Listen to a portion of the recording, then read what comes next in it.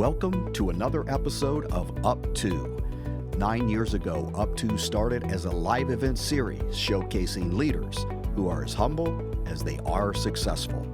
The humility piece is extremely important as we identify leaders who can inspire others. We try to focus our interviews on the non-business aspects of their lives. And in doing so, we have found there's a real thirst to explore their hearts and minds in atypical ways. Our host, as always, is Adam Kaufman. And on this episode, we are joined by Shelby Scarbrough. If you're a business owner, an executive, or a rising member of a management team, I don't have to tell you about the importance of having team members and partners you can trust. A firm that I've worked with for years and have trusted myself to refer my colleagues to is VividFront, an award-winning digital marketing, branding, and website development firm based in Cleveland, Ohio, but with clients all over America. VividFront's focus is on scaling brands digitally. They create holistic, return on investment-centric strategies and solutions for middle-market companies who want to grow. They do paid advertising, influencer and social media marketing, e-commerce strategies, lead generation websites. I could go on. Their expertise is expansive, and their tactful leadership team, all of whom I know, has the entrepreneurial experience to turn ideas into revenue-producing business plans. Yes, I am reading a script, but I will tell you that I sought VividFront out for this podcast because I already believed in them, seeing what they did in the marketplace. So if you're seeking a partner to take your business to the next level, or if you're looking for an opportunity to work for a top agency with an amazing culture, truly an amazing culture, check out their website at vividfront.com or send me a note and I'll introduce you to my friends who run the company there. VividFront, great organization. Our guest today has been a business owner, a White House team member, and a State Department executive. She's an author, a terrific public speaker, and now she's focusing much of her time creating a global MBA program for entrepreneurs. She had her first job flipping hamburgers, which we might delve into a little bit, and when I met her 20 years ago, she was serving as a leader among leaders in a global group of entrepreneurs called the Young Entrepreneurs Organization. She's a graduate of UCLA and also Harvard's renowned owner and president's program, and she's a constant learner, I can tell. She lives in the heart of Napa Valley in Northern California, but we're thrilled to have her in studio with us today. Shelby Scarbrough, welcome to the Up To podcast. Thank you so much, Adam. It's great to be here. What have you been up to? Well, I've been traveling a little bit, trying to get in some friend time in Washington, D.C., and I hosted an event just last night for an organization I'm on the board of called the Freedoms Foundation, which is a great organization teaching the Constitution and history to high school students and high school teachers. The Freedoms Foundation. So how did you get involved with such a group? Are you a lawyer, or why freedoms? Well, who's against freedoms, of course? Who could be against freedoms? Right. Well, you'd be surprised. I think I know. There's quite a bit of it in the world today. But, we've lost a lot of the teaching in the high schools and junior highs and grammar schools about our history. And there's a lot of good, bad, and ugly about our history that we need to know and need to understand. So a friend of mine is the CEO of the organization, and when I, went up to Valley Forge, which is where it's located, and visited him a few years ago now, I was talking to him about Civility, and I wanted to know what their civility kind of programs might be. And by the end of it, he said, "Would you join the board?" So I did, and I haven't regretted it. Well, sounds like a worthy cause. My brother's a high school teacher, so I'll definitely tell him about the organization. Perfect. Out in Colorado. Let's talk a little about when we met. We were both entrepreneurs leading companies. What company were you leading when you were the global president of what was then called, I think, World Entrepreneurs Organization?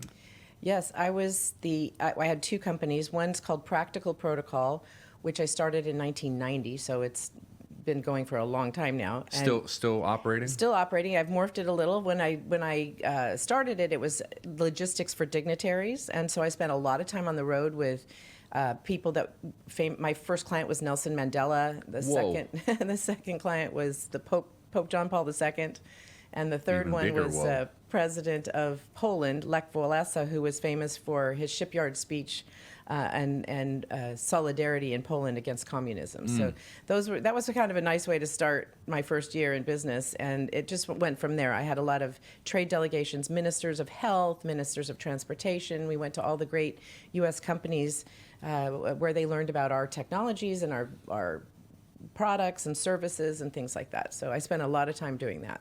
So that was the company you were leading when you were in WEO. Yes. Practical Protocol. Practical Protocol. I was also concurrently a Burger King franchisee.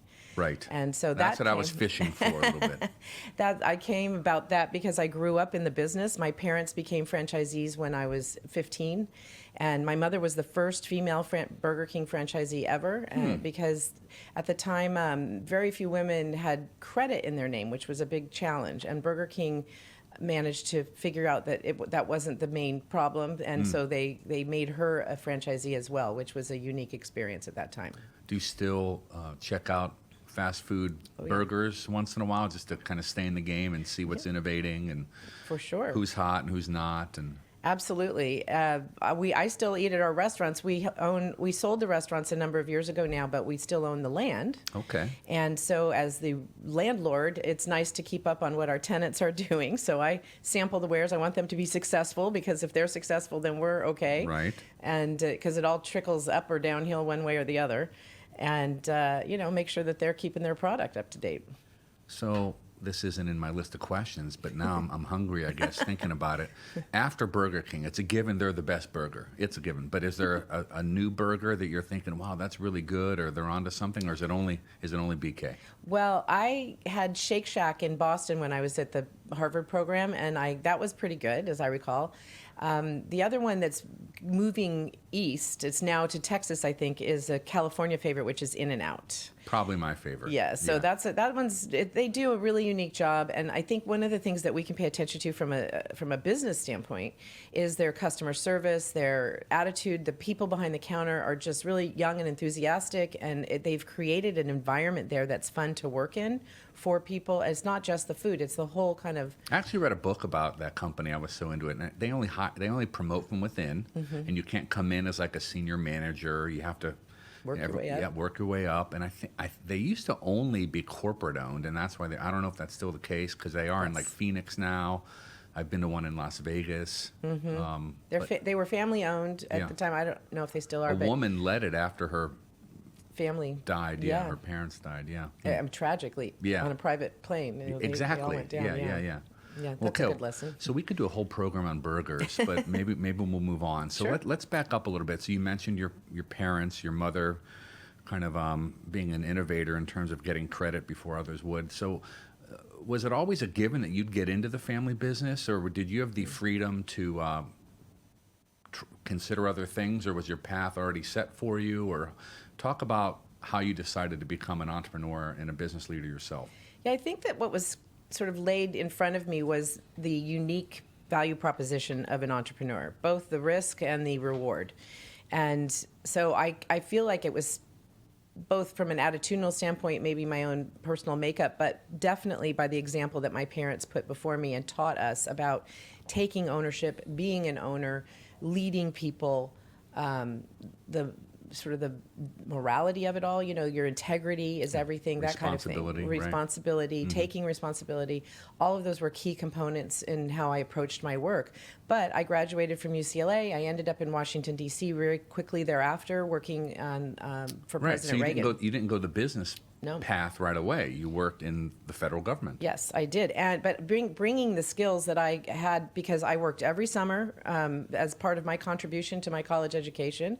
I worked every summer in the restaurants. I went through all the management programs. I worked every position in the business in my time. So I didn't, I wasn't able to just skate through and come in and wave the flag that I'm an owner or something. I was an employee, and I was just like everybody else and had to earn and learn. Yet you didn't go right into the family business. So talk about that decision to not continue after you did that training that you had to do, and instead you ended up going to the White House. Yeah, I was interested in doing something different and learning from another skill set, learning from other people. My parents totally supported that. They didn't expect me to come right into the business, although I think they probably would have enjoyed that. But I ended up having opportunities in Washington right away, pretty much right away, and just sort of seized that opportunity. And they were too good to say no to, you know. And what we found in every case, my two sisters and I all worked outside of the family business for a number of years before we came back into it.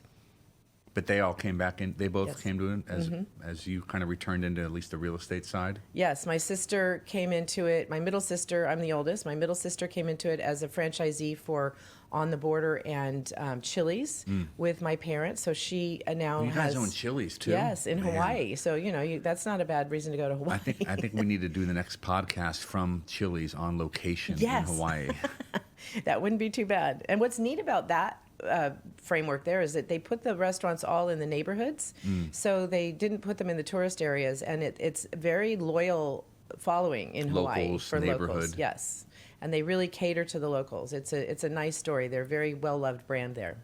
Well, I liked Chili's for years and years. You know, when I was an early young professional, that was like the nice place to go. You know, and not just fast food. So I still have fond memories and a waistline to prove it. But let's move forward a little bit. Congrats on the book, Civility Rules. I'm excited about the fact that you focus on humility as one of the components of civility. Yes. And this whole show, Leaders as Humble as They Are Successful, we've built a whole program now, and I can't believe our 5th season, around people who are extremely successful, like you, but who are humble. But too often, I think folks aren't really understanding the role humility plays in good leadership. You apparently have come to that conclusion. So can you talk a little bit about, well, maybe first the book itself and then humility. The book, who is the audience? I know you wrote at the beginning, like, Dear America, which is a nice audience. But like, who did you think you wrote this for? Well, I wrote it for myself, to be honest. So whatever that demographic may be, entrepreneur, independent person, woman, middle-aged, not middle-aged, just active person, male, female, it doesn't matter. It's about owning your own personal practice of civility. So anybody who's interested in creating a more civil world, that's who it would be Which for. a lot of people talk about needing Yes. that, but how do we really do it? Yes, and the premise, as I got into this subject, as I started evolving my thinking on it, I realized we can't change anybody else. We have, an individual doesn't have the capacity to insist on changing somebody, but through our actions, that may be all we need to do to influence somebody else to change. Our own actions. Yes. It's like the old adage, do unto others as you want done to you. Well, that's in the book too, Yes. different versions of that. Well, in fact, I started looking at it, and I've probably got 3 pages of variations on that theme of do unto others. Most people think it's biblical. It is, for sure. But what it happens to be, as I researched it, is every culture, every religion, every philosophy, world philosophy, has some version of do unto others, the golden rule. The golden rule. And it's astounding. It's both surprising and not surprising that would be a core component of cultures that value relationships. So you said the audience is really anyone who wants to improve his or her own practice of civility. But how do we actually do that? It sounds so esoteric, but how can we put it into practice? Well, I used George Washington's Rules of Civility as a baseline for this book. I've heard of him. Yes, the founder of the country, etc. And at 16, he took a French etiquette book that was 100 years earlier, 200 years older than he was. Wasn't there like a religious connotation to that book? Maybe it's a Jesuit monk or something who wrote it? Yes, and it was for French nobles. It was to train young French men to be nobles in the court. Okay. And so it sounds very lofty and also kind of exclusive, in a way. But what George Washington did with them by translating them into English and then sort of putting them into play in his own leadership roles was to democratize them a bit and say, no, this is for everybody. This isn't just for highly educated members of the court. You know, this is for everybody. Nobility. Yes, exactly. So I took those rules, and some of them are funny because, like, I always quote, "Thou shalt not stand so close to a man so as to bedew a man with one's spittle," which is kind of nice to It's not a close spit talker. on somebody. Talking about being a close talker, like in the Seinfeld episode. Exactly. We'll modernize it. Yeah. Exactly. Just Judge Reinhold. Visualize that. You Yeah. know? And so that would be one example of a rule. But if I went through all of the rules, I literally took an Excel spreadsheet and divided them up and put sort of said, what is this rule really getting to? What's the heart of this rule? And it came down to about 5 different categories. So if you to answer your question, what is civility? Why is it important? Well, it's about building trust. It's about building relationships, long-standing, trusted relationships. It's about earning respect and showing respect to others. It's about humility. It's about courtesy, which is, and manners are a form of courtesy, but manners are also, they change with the times. So manners could be different now than they were 100 years ago true. or 20 years from now. Right. A good example would be with COVID. You know, our manners here in a Western culture, in a U.S. culture in particular, is about 3 feet apart. When you're standing, say, at a cocktail party or something, you stand approximately 3 feet apart. If you know the person better and it's loud or something, you might be 2 feet apart. That's the comfort zone. Otherwise, people start backing up naturally. But now with COVID, right, that all of a sudden it became 6 feet apart, became the courteous place. Even a more subtle example, COVID I can understand, but I was always taught open a door for a lady, young or old, married or not married, whatever the situation, car or house door. But now it's confusing, honestly, for us well-intentioned guys to know whether or not we should open a door for somebody. But I still err on the side of I think that's civil. I think it's humble. So I'm going to keep doing that. So don't be mad at me if I open a door for you. I love it. I think it's courteous to the person behind you. So forget the gender. For me, it's That's and a good now point. I just open the Male door or for female? whoever's behind me. I look behind me to see if somebody, Right. if I can help somebody through the door. I say after you. And now that gets a little confusing when I have a story in the book about President Reagan and getting into an elevator, and I was an advanced person, and so it last in first out as advanced people, right? Yeah. You know, good old LIFO, FIFO for the accounting people. And so I would get to an elevator, and Mr. President, after you get in the elevator. Well, he was a gentleman, and he said, and this was a long time ago, and he would say, "Oh no, after you," and I know after you, and then the Secret Service would just say, "Get in the elevator, Shelby. We'll work it out," because it was easy. Then I had to scoot around him to get out to be in front to lead him to where we were going. But he was always a gentleman. He was always a gentleman. So I always say after you, and sometimes there's a little scuttle for me at elevators and doors for people, but. Look, it's all about, to me, it's about being courteous to the other person and putting somebody else before yourself. For sure. And what a simple way to do that. I know. You know, it's not like you're giving up a whole lot. Yet, it's harder and harder to find in today's world. This is true. So the book is written pretty much for anyone. I know you wrote Dear America to it, but you kind of explained more specifically. You know, I gave the book to somebody, I'll be honest with you, and when I was giving it to this couple, the wife said, "Oh, I'm so excited to read it." But in my head, I thought, and I didn't say it to her, but this woman is already so civil. So I was really thinking, like, how do we get the people who need this book the most Yes. to understand the tenets of it? And I don't know the answer to that, but maybe we have to have some modern TikTok 10 seconds at a time feed about this. Like, I don't know. That's a good Like, idea. how do we have non-civil people read this important book about the rules of civility? Well, that's a really good question because you kind of have to want to learn and grow. Right. So if somebody is incivil and they are closed-minded, that's a tough spot to get to. So I guess the way for me is to talk about what I tend to do with it is I talk about my personal practice of civility. And maybe that gets somebody intrigued because it goes back, as I wrote this, the overarching umbrella that I put to it was the umbrella of personal responsibility. That what is civility? Well, it's our responsibility to behave civilly in this world, regardless of what anybody else does. And that doesn't mean you have to be a doormat. I had somebody write something, I'm not going to be a doormat. If somebody treats me poorly, I'm not going to take it. That's fine. But I think you can think about how you want to respond to somebody, and is responding in kind to incivility always the best way?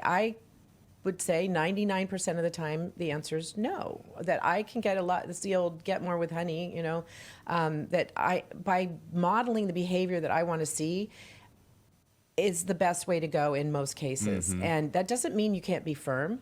That doesn't mean you can't speak your piece, that you can't say what you believe. Right. But it's more about owning that instead of imposing an opinion on somebody. Right. So it's modeling the behavior. And you articulate something that I regularly talk about. Meek is not weak. That's correct. They are not synonyms. And one can be non-weak and still be humble.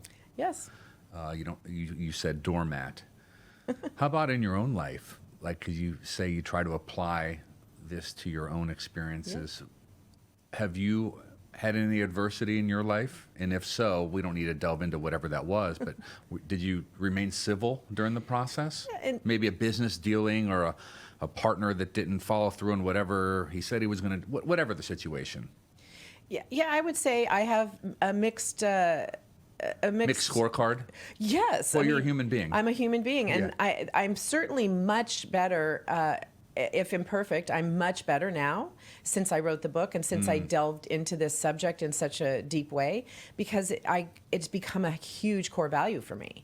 Whereas prior to that, when I was a younger leader, when I was less experienced, maybe more insecure, all those kinds of things that, and then you'd feel those emotions come up when you get angry about something, and it was really easy to just jump all over somebody. It sure is easy. Say, well, how could you do that? Right. And so now I tend to try to apply those things. How would I like to be treated? Yes. So I really have very few run-ins with people now, and there are choices that we can make in this world too that, it's not my job to change somebody or to teach somebody else. It's my job to live the life that I believe is the life worth living. And it's not your job to teach. I like that. Somebody, excuse me for interrupting, but someone real important to me is, frankly, a spiritual advisor to me. He's a Christian missionary. He said the tenets of what we believe are sought, not taught. And that's kind of like what you just said. Yeah. Huh. We have to, I think by living it, by displaying it, and not in an obsequious way, not in a way that's just kind of gross, right? You just a way that people go, wow, that person really, I really like how that person carries themselves. Right. And to behave that way and to model that somebody might want to follow in those footsteps. And then now I have a book, now I have a process, now I have a model that we can go to say, what are the components of that? And it's the showing of respect to somebody else, even if they don't show you respect. I mean, what an amazing thing, the do unto others. What an amazing thing. When somebody's really treating you disrespectfully, what if you came back with treating them with more respect than they deserve? Well, you even did it in a tiny way this morning, sharing with me when your Uber was arriving. No one has ever before. I've had a lot of people meet me at meetings in an Uber. No one has ever shared their Uber path with me, so thank you. I mean, it's a tiny sign of respect. Here's where I am on my route. I'm going to be there. I'm going to be fine. Very cool.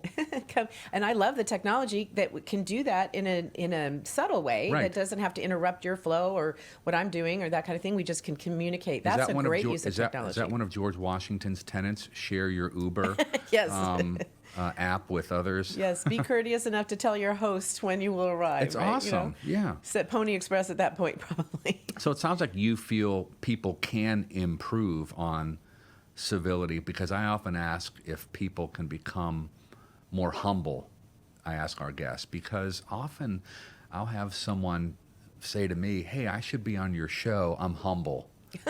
And that's always like an immediate... The irony of it. No. Yeah, like I don't say no like that. I'm civil. But if someone leads with I'm humble, it's kind of a weird... it's an oxymoron. Anti-sign. Yeah. But it sounds like you do feel like people can become more civil or more humble. They're not just like God-given talents people have or don't have. It's a skill in a way. Okay. Humility, there are people who are naturally humble. Right. But I think that you can develop that skill if you are open to questioning how you live your life. Self-reflective. Totally, yeah. And there you can journal, you can You can be in groups that help you see that point, and especially things like we talked about EO, the Entrepreneurs Organization, that went from YEO to WEO to EO. That was pretty humbling to lose the Y in our, Exactly. we both joined a group that we couldn't join anymore because we're not young, or I'll speak for me. I'm not young anymore. I'm not young anymore either. Yeah. I think I wasn't young when I joined it. So yes, I always say that. I said, well, we used to be YEO and we lost, we weren't Y aged. anymore. So Yeah. it embraced our age. Reality. But, and that's humbling, as you said. So but that kind of a group where we have forums and we get together and we use, and I talk about in the book, I think there's some really great skill sets there, tools that we can use to keep ourselves humble, to, like, for example, asking questions instead of giving our opinion on something. Yeah. And that's a really great tool to use anywhere, in any business, in anything. And it takes a lot of discipline to not just blurt out, you should do this. I like asking questions. Yes. As a show host. Yes, exactly. There you go. And so it opens up the conversation. And so for me, it's a funny place to be on these shows and to talk about my view, my book, my opinion, my this. Right. It's a very awkward place, but I've become more comfortable with it because if you go back and watch this, I hope you will find very few yous and you shoulds or they or he or she, but that I try to use in my experience, and I like to do this and I believe this, and own that. It's okay to believe something and it may not be right. That's the humility part, is what I believe may not be right.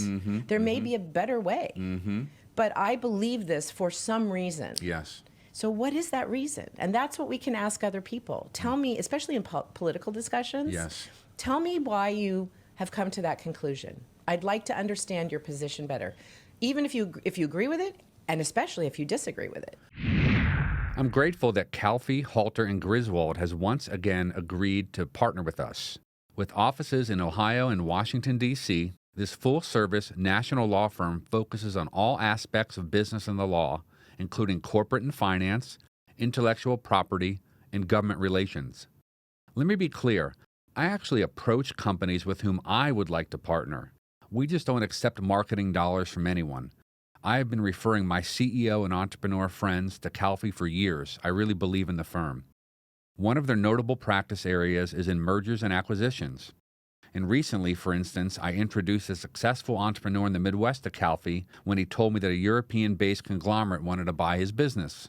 Calfee works with large corporations as well as privately held companies throughout the U.S. and Canada and in Europe and Asia too.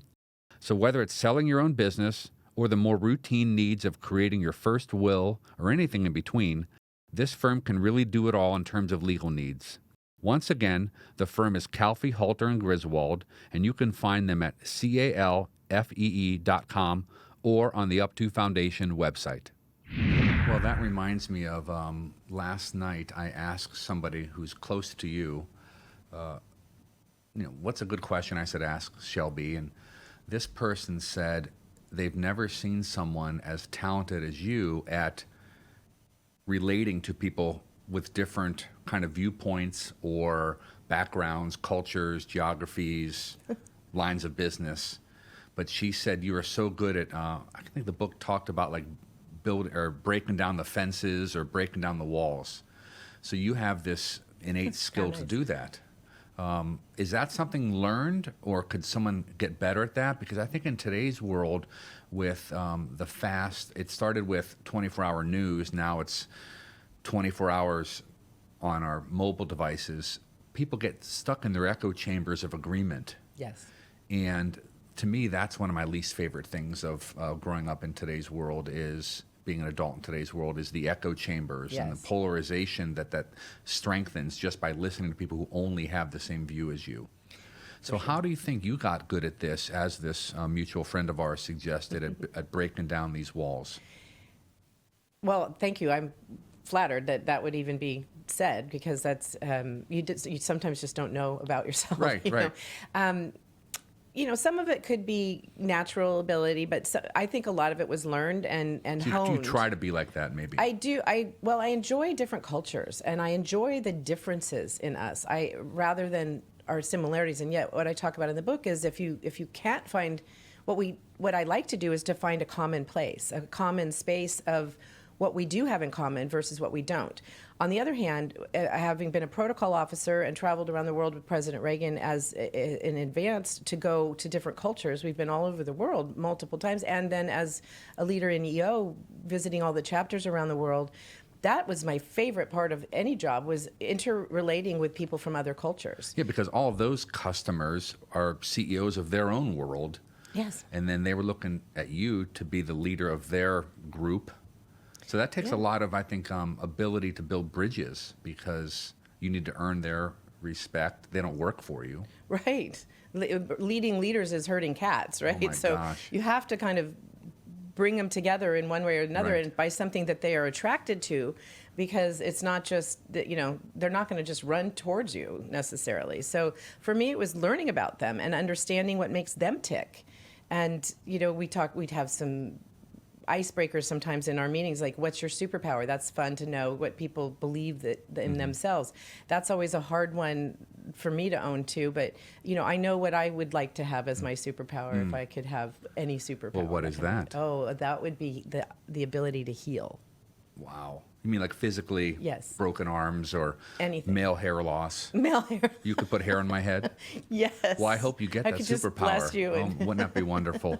Answered Yes. prayer. Yes, that would be neat. Flying or something like that could be cool. But if you could heal somebody mentally, physically, emotionally, wouldn't that just be It would be. beautiful? When I convene leaders, I like these, you called them icebreakers. I like these questions that can be revealing. And I found that the more honest I am, if I go first, because no one wants to answer the question, then it really opens people up. So I love doing that. One of the questions I recently asked that people ended up really liking was, when is the last time you did something for the first time? Oh, yeah. And now at 52, we kind of get set in our ways. Maybe we don't try too many new things. So that was a really good topic. I don't know if anything comes to mind for you, but when was the last time you did something for the first time? This last weekend. What was that? Well, I have this friend, and he's kind of famous, I guess. I didn't know he was famous when I met him, so we've been friends for a long time. His name is Guy Fieri. Oh, okay. The chef. Yeah. And He's very famous. I guess so, yeah. So I was, he invited me and his family to their ranch this last weekend over Thanksgiving, and I went up there for a day, and I ended up spending the night, but he taught me how to skeet shoot. Oh, that's fun. Which was really fun. Yeah. Yeah. I'd kind of done it one time 100 years ago, but for a minute and a half. And so holding the gun and everything was very interesting. He's like, keep going. I'm like, my arms are tired. So, and I didn't really actually hit one of the clay pigeons, but I got close, Still I fun. guess. So Yeah. who knows? But it was fun. That was new and different. Thanks for that answer on an impromptu question. My wife and I went to a resort one time. Maybe it was like a birthday weekend or something. And one of the activities there was a skeet and trap range. And so we did that together for the first time, and she killed me with the scores. And the guide at the end told us that women are often better than men beginners because they listen to direction. So this is me not being humble, I guess, as I was like, oh, I know what I'm doing. I'm a guy. I've seen movies, but she would do exactly what the instructor said. And she'd doubled my score. Oh my gosh. I know. That's amazing. So pretty humbling, but I needed that. Back to the agenda at hand here. You've mentioned President Reagan a couple times. You mentioned Mandela, Pope John Paul II. I mean, these were literally the most influential people in the world that you were spending time with. Can people in those positions be humble? I know they can be civil. We know that because we see them. But can they be humble? Oh, in fact, all of them were. All of them were humble. President Reagan, he knew his skill, he knew his power, I guess. So humility isn't about being an amoeba, It's not about having no backbone. Let's just say it's not weak to be meek, I guess. Right. Meek, not weak. It's more about understanding your place in the world and understanding that no matter where you are in the world, there's always something more you can learn and grow. And so it's sort of in a continuum. I think of it as a continuum. If you're an amoeba over here and you are a complete hubris on the other side. A humble person is somewhere in the middle of the spectrum. They're capable of learning something new and being open to that, but also have enough of their own sense of self that they can function in the world and be highly functioning and highly persuasive.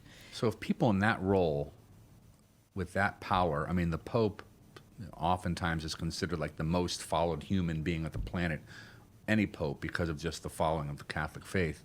If they can be humble, I would hope that all of us can be more humble in our own walks of life, in our modest, quiet situations that we find ourselves in. Yet, with the ability to have screen names that aren't our real name, and people kind of post things that are really bellicose and negative that someone else shared, it seems like we have a long way to go. So can you write more books? Can you post more, put more on LinkedIn, go on more podcasts? The world's counting on you. No, well, thank you. Boy, the pressure. No pressure. Yeah, exactly.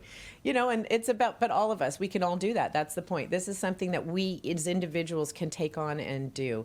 And, people ask me a lot about social media and the influence of social media on incivility. Right. Well, it's like the antithesis of the civility rules. Well, hate travels faster than love. It always has, and on the internet, it travels at lightning speed.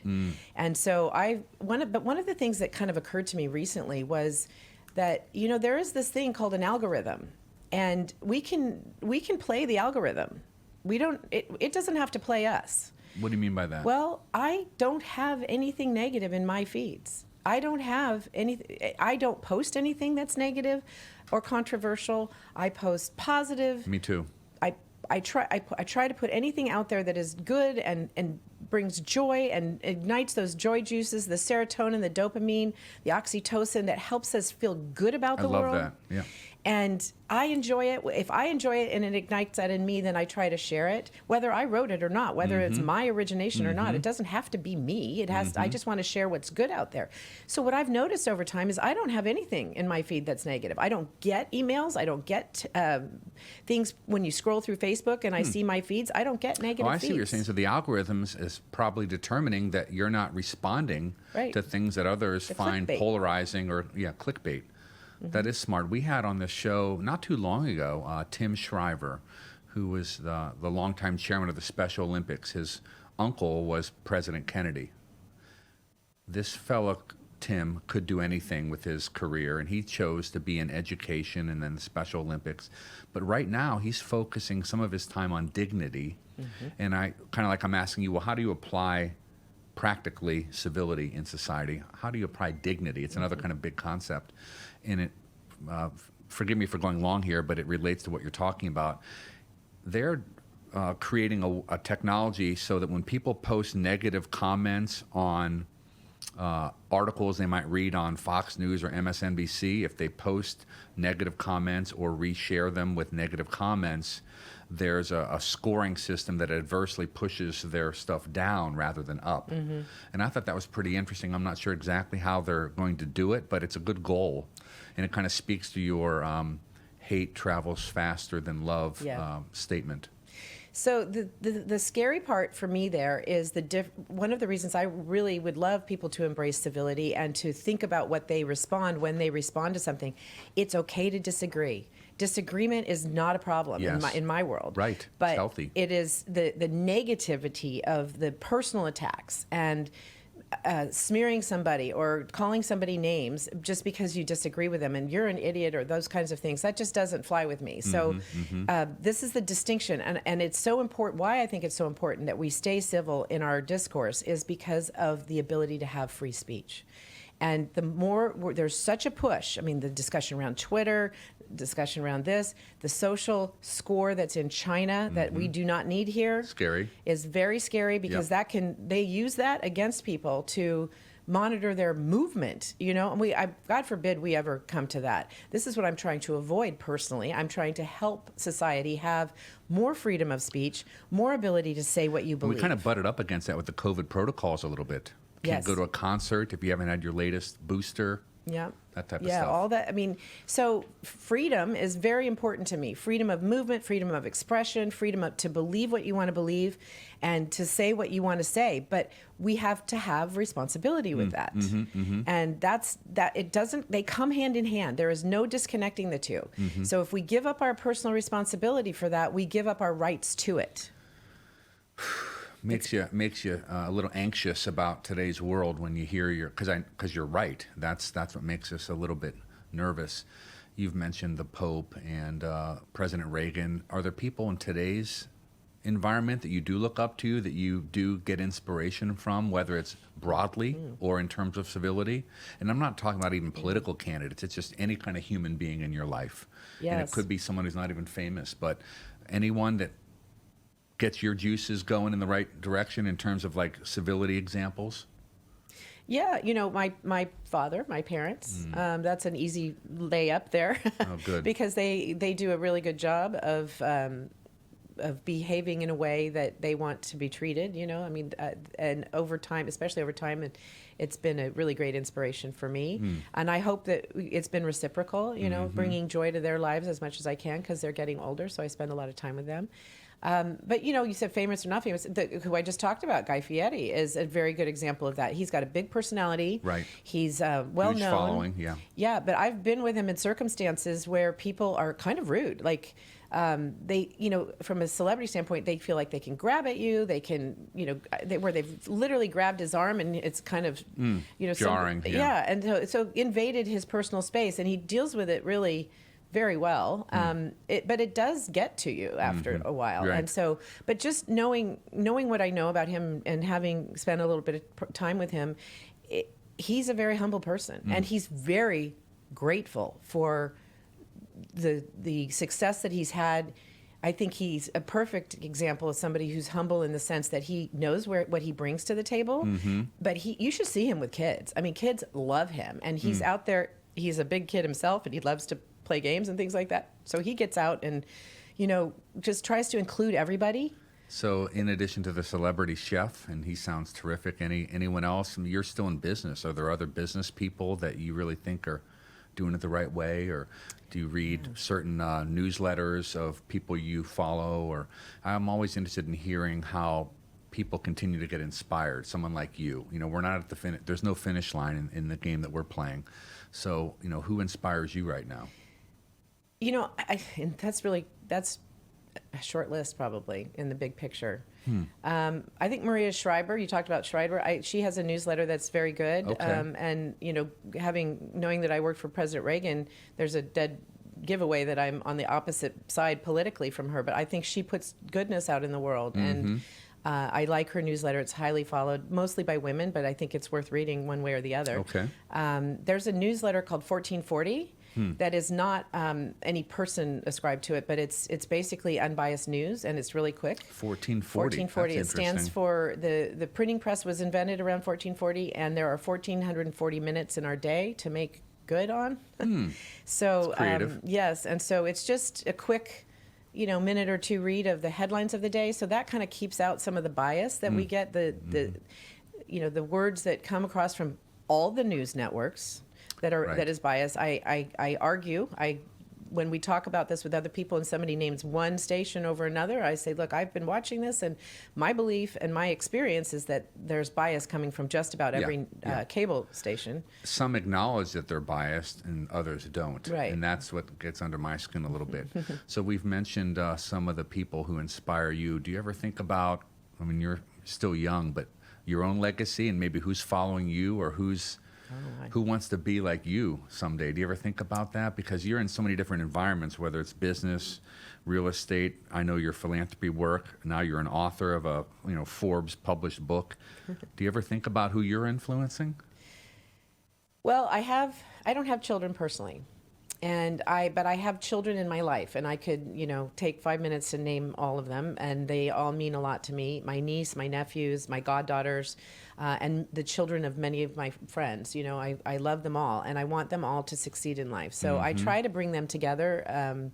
There's a whole group of my friends' children who live in San Francisco, and for a while I've been trying to get them all together for a happy hour just so they could meet each other, because they're all amazing people, and they need I like to convene people so that they can get to know each other. And to me, the same thing goes with that, is if we bring together people of different viewpoints and different cultures and different experiences that we can learn and grow from each other. I don't want us all to be the same. I don't want my nephews or my niece or my goddaughters to think they have to be lockstep like something. But I want to introduce to them a value system that's important to me, that I believe in. And if hopefully my behavior will show them that that's a good way to be and might influence them that way. And then they have to make their own choices and live their own lives. So these kids of your relatives and kids of your friends follow you. I suspect some more people are following you, though, too, even peers who've seen you as a leader of leaders.